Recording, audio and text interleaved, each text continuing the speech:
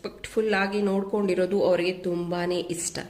And ಕೆಲವೊಂದ್ಸತಿ ಅವರು ಬೇಜವಾಬ್ದಾರಿಯಾಗಿ ನಡ್ಕೊಂಡಿದ್ದಾರೆ ನಿಮ್ಮ ಲೈಫಲ್ಲಿ ಅನ್ನೋದು ಅವರಿಗೆ ಬೇಜಾರಿದೆ.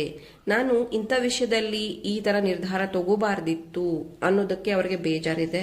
ಅದಕ್ಕೂ ಅವರು ನೆನಪಿಸ್ಕೋತಾ ಇದ್ದಾರೆ ನಿಮ್ಮನ್ನ. ಇಲ್ಲಿ ನಿಮ್ ಜೊತೆ ಕಳೆದಿರುವಂತ ಪ್ಯಾಷನೇಟ್ ಸಮಯಗಳನ್ನ, ನೀವಿಬ್ರು ಪ್ರೈವೇಟ್ ಆಗಿದ್ದಂತ ಸಮಯನ ಅವರು ತುಂಬಾ ನೆನಪಿಸ್ಕೋತಾರೆ.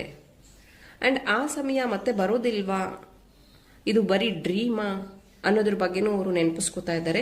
ಕೆಲವೊಂದು ಕನ್ಫ್ಯೂಷನ್ಸ್ ಅವ್ರಿಗೂ ಇದೆ, ನಿಮಿಗೂ ಇದೆ. ಈ ಒಂದು ರಿಲೇಶನ್ಶಿಪ್ ಹೇಗೆ ಮುಂದೆ, ನಾವು ಮುಂಚೆ ತರಾನೇ ಮತ್ತೆ ಪ್ರೀತಿಲಿ ಒಂದಾಗ್ತೀವಾ, ಅಥವಾ ನಮ್ಮ ಮಧ್ಯ ಯಾರಾದ್ರೂ ಥರ್ಡ್ ಪಾರ್ಟಿ ಇದ್ದಾರಾ, ಇದೆಲ್ಲ ಸರಿ ಹೋಗುತ್ತಾ? ಸ್ವಲ್ಪ ದಿನ ನೀವು ತುಂಬಾ ಜಾಲಿ ಆಗಿರ್ತೀರಾ, ಸಡನ್ ಆಗಿ ಜಗಳ ಮಾಡ್ಕೊಂಡ್ ಬಿಡ್ತೀರಾ. ಸ್ವಲ್ಪ ದಿನ ಇಬ್ರು ಮಾತಾಡ್ತಿರ್ತೀರಾ, ಸಡನ್ ಆಗಿ ನೋ ಕಾಂಟ್ಯಾಕ್ಟ್ ಹೋಗ್ಬಿಡ್ತೀರಾ. ಈ ಪ್ರೀತಿಯಲ್ಲಿ ತುಂಬಾ